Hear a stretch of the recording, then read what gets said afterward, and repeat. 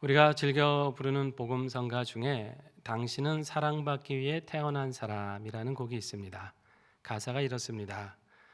당신은 사랑받기 위해 태어난 사람, 당신의 삶 속에서 그 사랑 받고 있지요.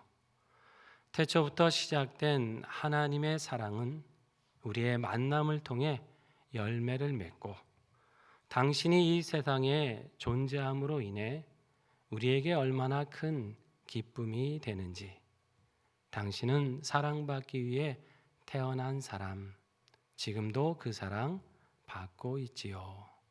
잘 아시는 곡이죠? 이 곡은 이민섭이라고 한 청년이 예수님을 믿지 않는 자기 아버지를 위해서 지은 노래입니다. 자기 아버지도 이 하나님의 큰 사랑을 깨달았으면 좋겠다는 마음을 담은 거죠. 아마 그 마음 때문인지 이 곡은 아주 오랫동안 계속해서 사랑받는 곡이 되고 있습니다. 여러분, 그렇다면 우리는 사랑받고 있는 존재인 것을 분명히 믿고 계십니까? 이것이 하나님께서 수없이 말씀하고 계신 성경의 메시지입니다. 그럼에도 불구하고 우리는 종종 이 사랑받는 존재라는 걸 잊어버리고 살 때가 많이 있어요. 왜냐하면 우리가 자라온 환경이, 우리를 둘러싼 환경이 그렇게 우리에게 많은 사랑을 주지 못할 때도 있기 때문입니다. 사실 우리 부모님이나 주변 사람들이 완벽한 존재는 아니죠. 그들의 마음에 사랑이 있다 하더라도 그걸 어떻게 표현하는지도 모르고 또 사랑을 어떻게 줄지도 모르는 경우도 참 많다고 하는 것이에요. 그래서 우리는 그러한 환경 때문에 하나님이 우리를 사랑하신다고 하는 그 사실에도 때로는 그렇게 깊이 느끼지 못할 때가 있다 하는 것입니다. 그러나 여러분 기억하십시오. 어떤 상황이든지 변함없이 우리를 너무나 사랑하는 분이 계십니다. 바로 우리 하나님 아버지세요. 그분의 사랑은 결코 변치 않고 또 한이 없으십니다. 오늘 본문은 하나님께서 이 스바냐 선지자를 통해서 주시는 그 이스라엘 백성을 향한 하나님의 한없는 사랑에 대한 메시지예요. 이 말씀을 전하고 있는 이 스바냐 선지자는 그 남유다를 다스렸던 히스기야 왕의 현손입니다. 여러분, 현손은 어떤 관계예요? 손자의 손자가 현손 아닙니까? 그러니까 히스기야 왕으로부터 5대째에 걸쳐 내려온 고손자라고 하는 거예요. 바로 이제 왕실 출신의 선지자, 그가 바로 이제 스바냐였습니다. 그는 이 남유다의 요시야 왕이라고 하는 시절에 주로 이제 활동을 하는데요. 이 요시야 왕이 즉위하기까지 이 남유다는 정치적으로나 종교적으로 매우 혼란하고 암흑기의 시간을 보냈습니다. 여러분, 하나님을 잘 섬겼던 히스기야 왕을 기억하시죠? 그런데 그 다음 왕이었던 그의 아들 므낫세라고 하는 왕은 아버지와는 완전히 다른 사람이었어요. 타락한 길을 엄청 그냥 치다른 사람입니다. 우상 숭배를 아주 극히 심하게 해서 하나님이 몹시 진노를 하셨어요. 그가 통치한 세월이 무려 55년이에요. 그렇게 오랜 시간을 온 나라를 죄악의 구렁텅이에 빠뜨립니다. 바로 그 죄 때문에 결국 나라가 망하게 되는 단초를 제공하게 돼요. 그가 죽은 후에 아몬이라고 하는 아들이 이어서 왕이 되는데, 아버지가 좀 그랬으면 다르면 얼마나 좋겠습니까? 이 아몬도 아버지의 길을 따라갑니다. 그러다가 불과 즉위한 지 2년 만에 신하들에게 암살을 당해요. 그리고 나서 채 8살밖에 안 된 요시아라고 하는 왕자가 이제 왕이 된 거예요. 이 어린 왕이 즉위했을 때 여러분, 나라가 어떻겠어요? 이미 손 쓸 수 없을 정도로 우상 숭배, 타락의 문화가 그 땅에 가득했다고 하는 것입니다. 바로 그때 하나님께서는 이 스바냐 선지자를 통해서 남유다를 심판하시겠다라는 말씀을 주시는 거예요. 크고 두려운 여호와의 날이 임해서 너희에게 그 심판으로 임할 것이다. 이런 경고의 메시지를 주셨습니다.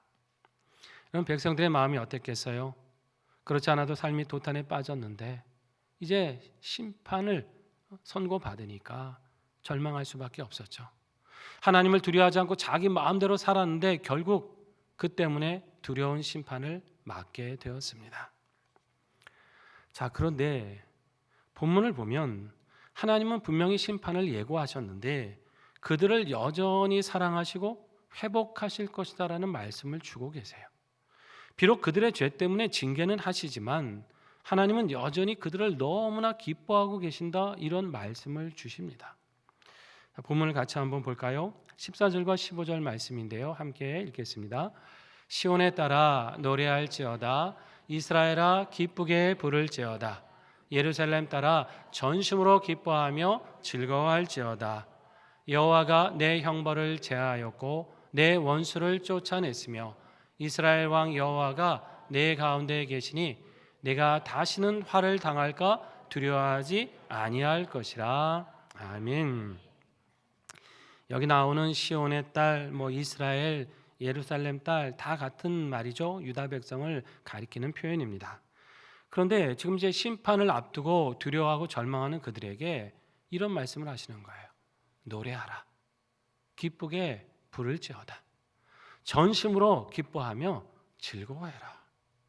비슷한 말씀을 3번 삼중적으로 점점 강조하시면서 하고 계신 말씀이에요. 여기 노래하라는 말은 말 그대로 우리가 즐거울 때 소리내서 부르는 것, 그 기쁨을 표현해라, 이런 뜻 아닙니까? 근데 기쁘게 부를지어다라는 말은 좀 더 강한 의미예요. 부르짖듯이 그 기쁨을 더 한층 마음껏 표현해라, 그런 뜻입니다. 그리고 전심으로 기뻐하며 즐거워하라는 말은 이게 원문대로 하면 기뻐 날뛴다라는 의미예요. 여러분, 전쟁을 했는데 이기게 되면 어떻게 돼요? 온 국민이 기뻐 날뛰고 나와서 축제를 벌이고 즐거워하지 않습니까? 바로 그런 기쁨, 그런 기쁨을 가지고 노래하라, 이런 뜻입니다. 근데 여러분, 지금 그럴 상황이 사실 아니잖아요. 지금 자신들의 죄 때문에 심판이 있을 거라고 지금 경고를 받지 않았습니까? 그 심판은 반드시 그들에게 이루어지게 되어 있습니다. 그런데 어떻게 노래하고 어떻게 기뻐하고 어떻게 즐거워합니까? 그 이유가 나타나는 거죠. 15절의 말씀처럼 하나님께서 그들이 받을 형벌을 제하셨기 때문입니다. 그들을 괴롭히게 하던 모든 원수들을 다 쫓아내셨기 때문이에요. 전능하신 하나님이 그들 가운데 계셔서 다시는 화를 당하지 않도록 그들을 지켜주시기 때문입니다. 어떤 분은 또 그렇게 말씀하실 수 있겠죠. 아니, 하나님이 심판 실컷 하시고 그 다음에 형벌을 제하시는 거 결국 이거 병 주고 약 주시는 거 아닙니까? 아예 그냥 심판을 하지 않는 게 이게 기뻐할 일이고 즐거워할 일 아닙니까? 이렇게 물으실지 모르겠어요. 여러분, 그게 아니라는 거예요. 죄를 지었는데도 징계하지 않으시고 그냥 두신다? 여러분, 이거는 하나님이 그를 사랑하시는 게 아니라 버리신 겁니다. 그렇게 큰 죄 가운데 살다가 망하도록 그냥 방치하시는 거예요. 사람이 하나님 앞에 계속해서 죄를 범하는데 아무런 징계가 없고 아무런 채찍이 없다, 이거는 기뻐할 일이 아니라 오히려 두려워할 일이라는 것이죠. 하나님은 사랑하시는 자를 징계하는 줄을 믿으시기 바랍니다. 여러분, 그 징계가 뭡니까? 우리를 괴롭게 하시기 위함이 아니에요. 우리에게서 그 죄를 깨끗하게 분리해내시고 우리를 하나님 앞에 새로운 사람으로 만드시기 위함입니다. 그래서 우리가 하나님의 예비하신 놀라운 축복을 얼마든지 누릴 수 있는 사람이 되도록 우리를 하나님은 징계하시고 변화시켜 주시는 것이에요. 징계하는 그 시간이요, 결코 그렇게 긴 고통의 시간이 아니라는 거예요. 하나님이 이루실 장차 복된 미래를 생각하면 그건 아무것도 아니라는 말씀입니다. 하나님이 그를 새롭게 하실 것이고 그 후에는 그의 모든 형벌을 다 제하시고 그를 괴롭게 했던 모든 환경을 쫓아내 주시기 때문입니다. 여러분, 그렇기 때문에 우리는요, 어떤 상황에 처할지라도 두려워할 필요가 없는 거예요. 왜냐하면 징계하는 그 순간조차도 하나님의 사랑 안에 있다는 것이죠. 징계받는 그 순간에도 우리에게는 희망이 함께하고 있다는 것입니다. 하나님이 그 과정을 통해 분명 보다 나은 회복의 삶을 주시기 때문입니다. 그래서 선지자는 계속해서 두려워하지 말라, 두려워하지 말라, 네 손을 늘어뜨리고 낙심하지 말라 말씀을 주십니다.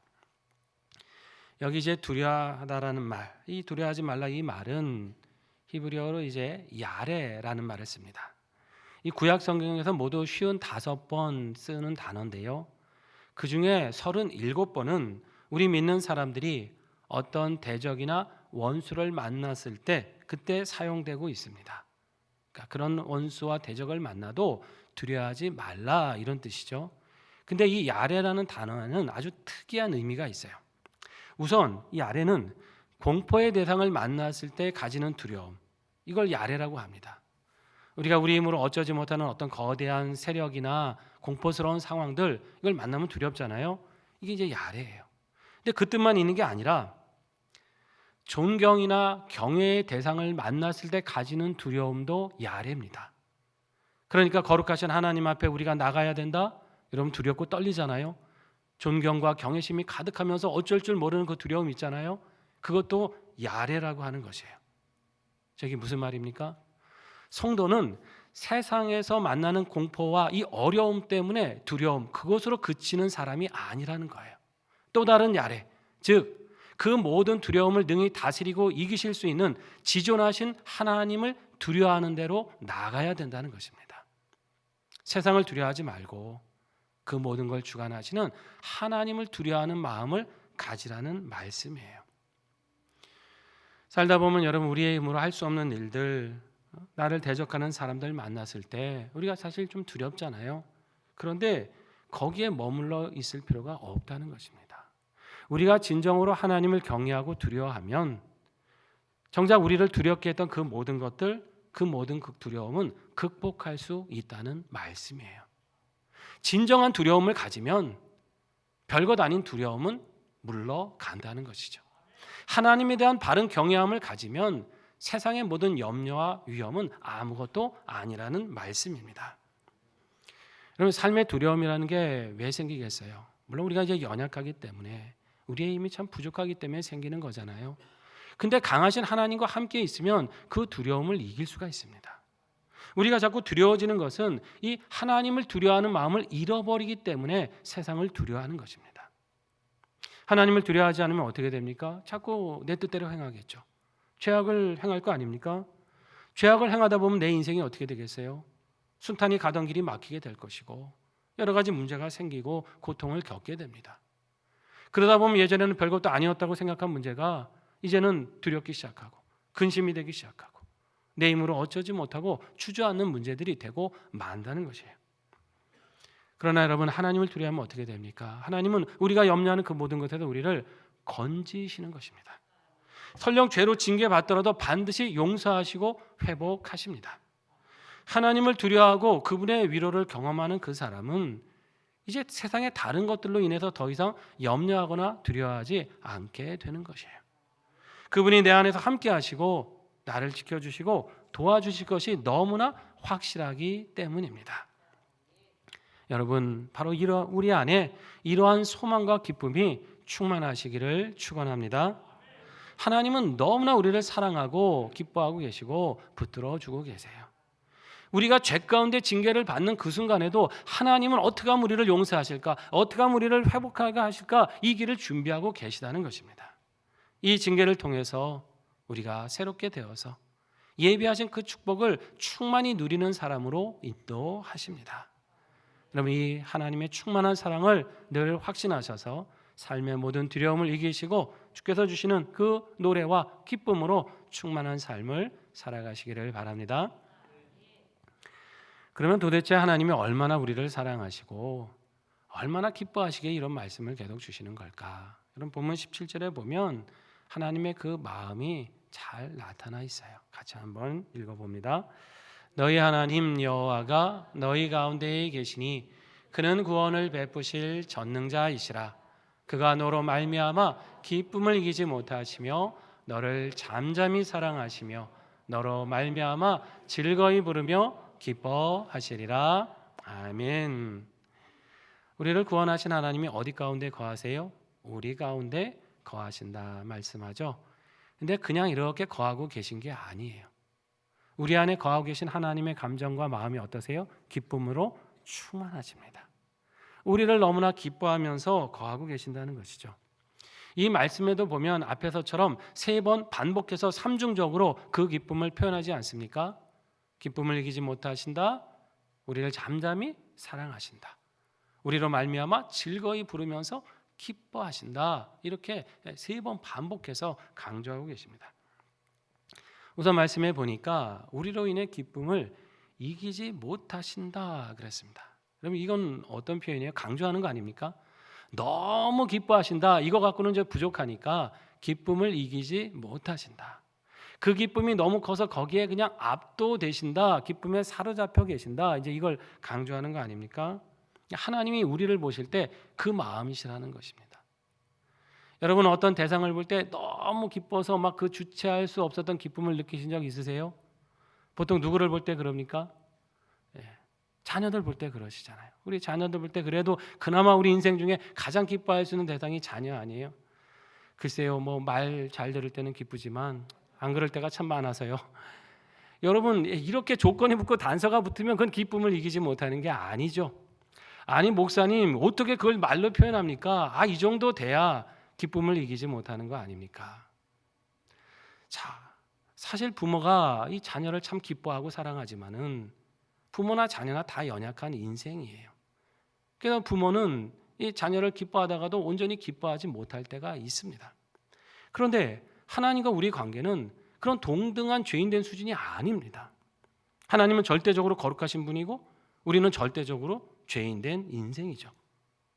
상황으로 보고 조건으로 보면 절대로 우리를 기뻐하실 수 있는 상황이 아니라는 거예요. 그런데도 죄인된 우리를 보실 때 하나님은 기본적으로 우리를 너무나 기뻐하신다는 것입니다. 얘가 변해서 어떤 사람이 될까? 내게 기쁨이 되고 나의 귀한 자녀가 될까? 이 기대를 가지고 우리를 바라보고 계시다 하는 것입니다. 우리를 향한 하나님의 사랑이 이처럼 크신 것을 여러분 분명히 믿으시기를 바랍니다. 또 하나님은 어떻게 하십니까? 우리를 잠잠히 사랑하신다 그랬습니다. 이 번역을 이제 잠잠이라고 하다 보니까 그럼 뭐 조용하고 차분하게 사랑하시냐, 좀 은밀하게 드러나지 않고 그냥 그렇게 사랑하신다는 얘기냐, 우리가 이제 이렇게 느끼게 되는데요. 원문의 의미는 그런 뜻이 아닙니다. 이게 어떤 의미냐면 하나님이 우리를 사랑하시는데 그 사랑에 스스로 빠지셔서 스스로 너무나 만족하시고 그 기쁨과 평안에 충만히 잠기신다 그런 뜻이에요. 그러니까 하나님은 우리를 생각만 해도 너무 그냥 하나님이 만족이 되시는 거예요. 그냥 바라보기만 해도 만족이 되시고 그냥 우리를 볼 때 아무 근심 걱정이 다 사라지시고 편안히 안식에 들어가실 수 있을 만큼 그 사랑에 잠겨 계신다 그런 뜻입니다. 다시 말하면 하나님이 우리를 보면서 이렇게 말씀하신다는 것이죠. 아무개야, 널 보면 내가 너무나 만족스러워. 너를 생각할 때마다 너무나 기뻐서 내가 어쩔 줄 모르겠어. 너를 생각할 때마다 내 모든 근심 걱정 다 사라지고 나는 너무나 평안하단다. 하나님 우리에게 이렇게 지금 말씀해주고 계신다는 것입니다. 우리를 향한 하나님의 사랑에 완전히 잠기셔서 작은 근심조차도 다 잊으시고 편안한 안식에 들어가시는 하나님, 그 우리를 향한 사랑이 바로 그런 사랑이라는 것이에요. 그렇게 여러분, 그럼 하나님 우리를 이렇게 사랑하셨다는 거, 견딜 수 없이 이렇게 우리를 위하셨다는 거 어떻게 우리가 확신할 수 있습니까? 알잖아요. 그 아들 예수 그리스도를 보내주셔서 십자가에 죽게 하시지 않았습니까? 우리를 향한 견딜 수 없는 그 사랑 때문에 하나님은 아들까지 내어주셔서 그 사랑을 확증해 주셨습니다. 여러분, 자녀에 대한 부모의 가장 큰 사랑이 뭡니까? 뭐겠어요? 자녀에 대한 가장 큰 부모의 사랑은 그 자녀를 위해서 자신의 생명을 내어주는 것입니다. 그렇게 부모가 자신의 생명을 내어줘서 자녀가 살 수 있다고 한다면 여러분 그건 부모에게 슬픔이나 고통이 아니죠. 그것은 기쁨이고 안식입니다.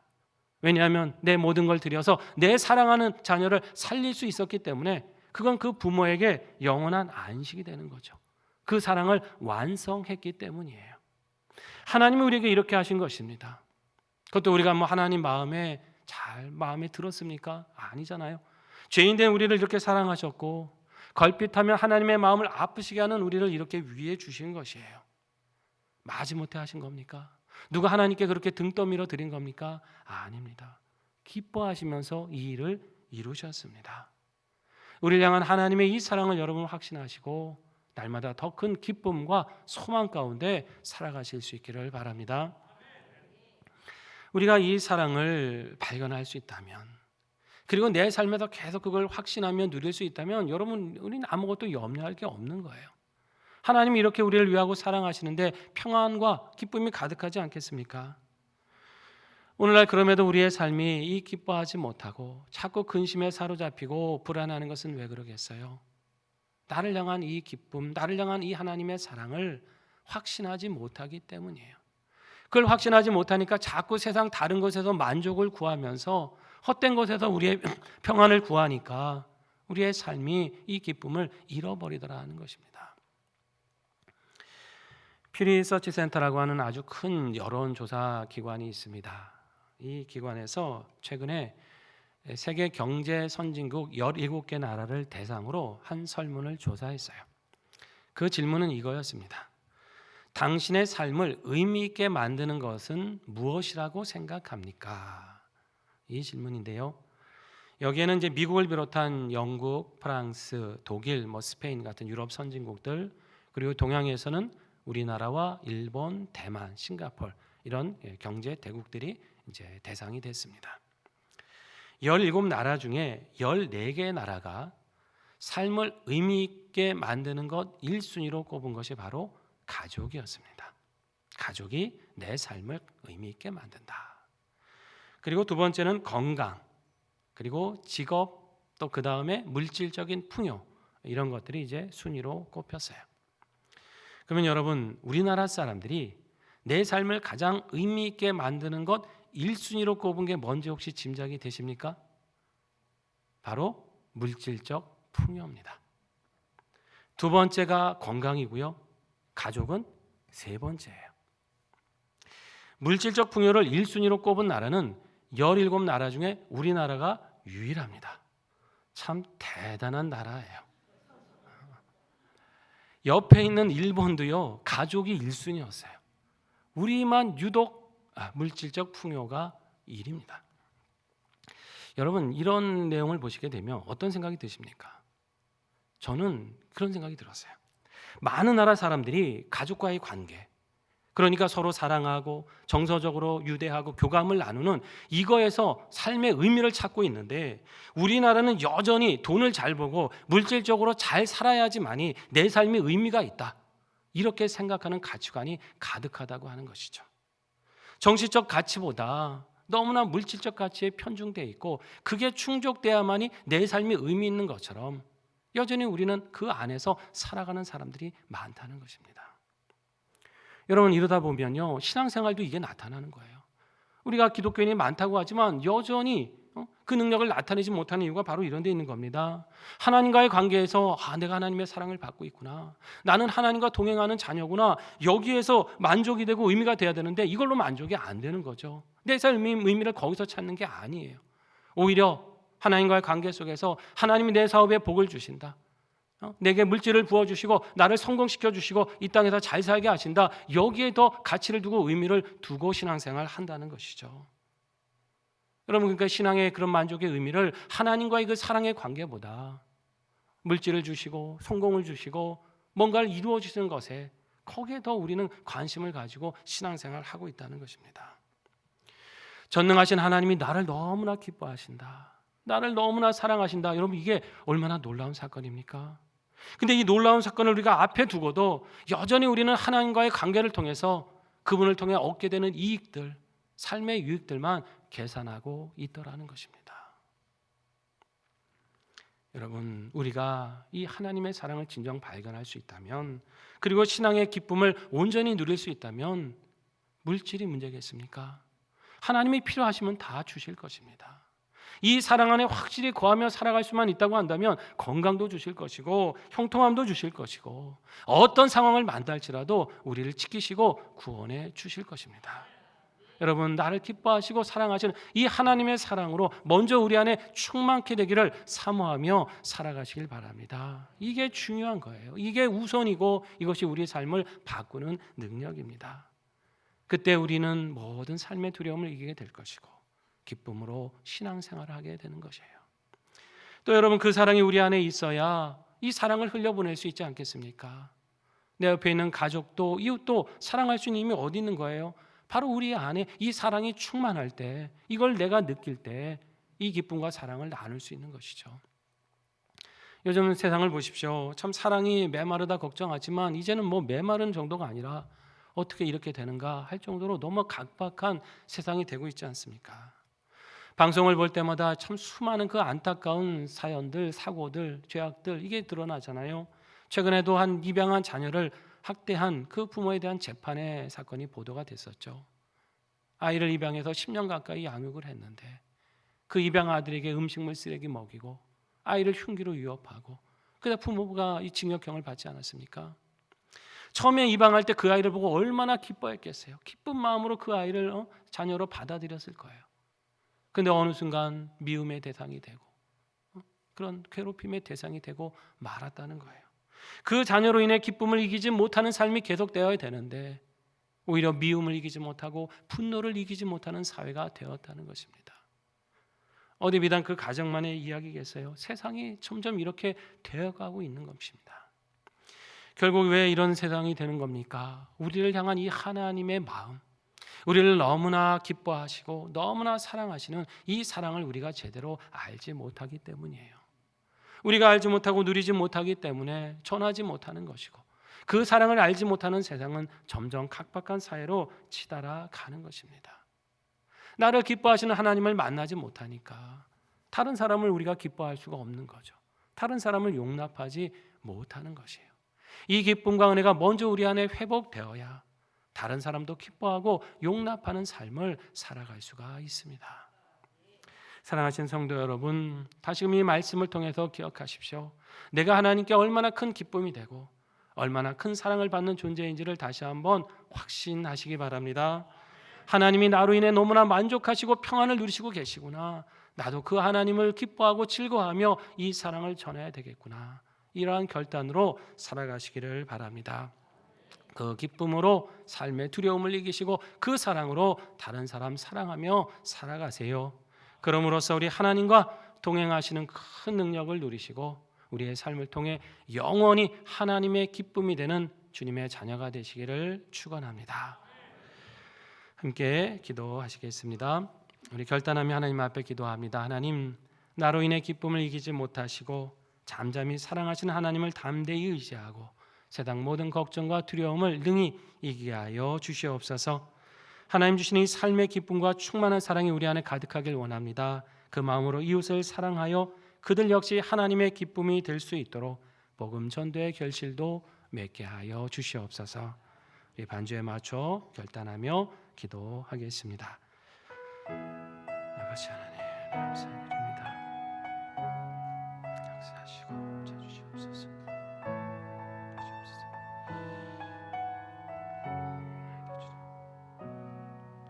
아버지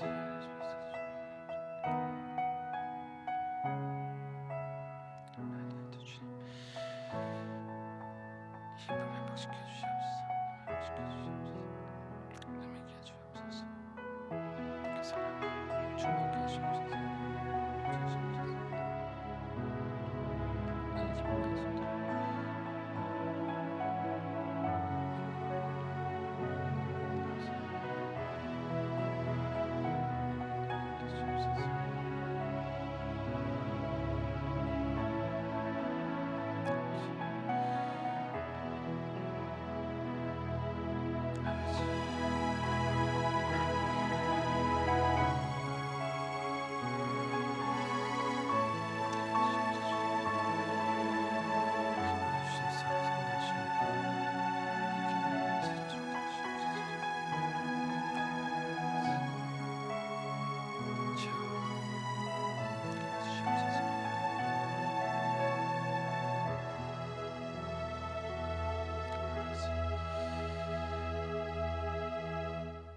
하나님, 우리를 기뻐하시고 사랑하시는 그 귀한 마음을 우리가 깊이 확신케 하여 주셔서 우리도 그 기쁨 가지고 세상을 능히 이기게 하시며 다른 사람을 사랑하며 살아가는 하나님의 자녀가 되게 하여 주시옵소서. 예수님의 이름으로 기도드립니다. 아멘.